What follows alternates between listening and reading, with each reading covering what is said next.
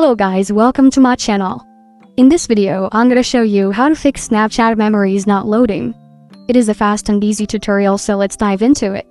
First, make sure that your Snapchat app is up to date. Outdated Snapchat versions might have bugs that prevent memories from loading correctly.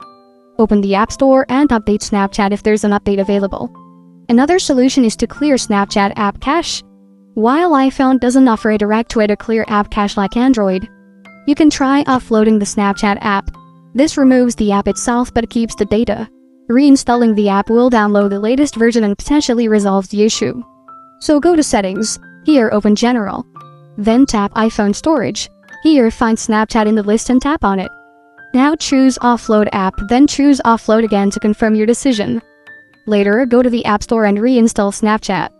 Another solution is to log out and log back in.